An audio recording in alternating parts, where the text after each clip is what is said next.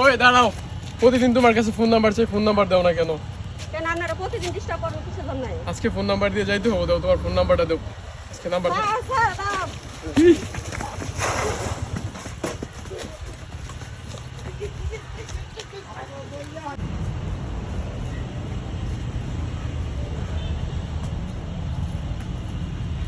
কি হয়েছিল? স্যার প্রতিদিনই আমরা স্কুল থেকে যখন যাই রাস্তা দিয়ে তখন ছেলেরা ডিস্টার্ব করে। প্রতিদিন এরকম করে ওরা? হ্যাঁ জি, প্রতিদিনই করে। তুমি কি তোমার বাবাকে জানাইছো?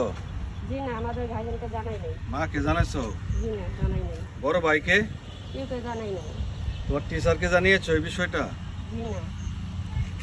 জানানো উচিত ছিল। অনেক সুবিধা রয়েছে, ত্রিপল লাইনে ফোন দেওয়া যায় এবং অভিভাবক যারা আছেন তাদেরকে অবশ্যই এটা জানাতে হবে। আমি সবার উদ্দেশ্যেই কথাটা বলবো। কাকা এদিকে আসেন। বর্তমান সময়ে ইফটিজিংয়ের সংখ্যা একটু বেড়েই চলছে।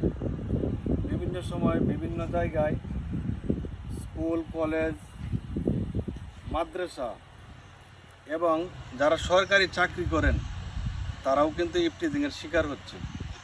আমাদের কিন্তু সবার সচেতন হতে হবে। এরকম যারা ইফটিজিং করে রাস্তায় দুষ্ট ছেলেরা, এদেরকে আপনাদের প্রতিহত করতে হবে।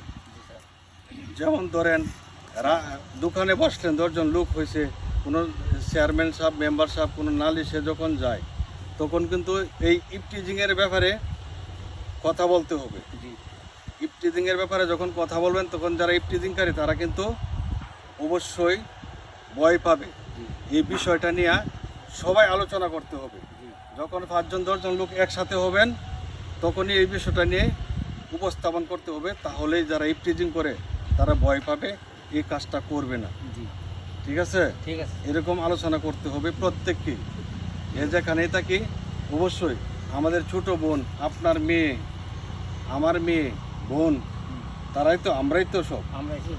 তাহলে এরকম যেন সমাজে না ঘটে, সবার প্রতি আমার অনুরোধ থাকবে এই আলোচনাটা সব জায়গায় করতে হবে। তো অবশ্যই ভিডিওটা যদি ভালো লেগে থাকে সবাই শেয়ার করে দেবেন, সবাই সচেতন হবে।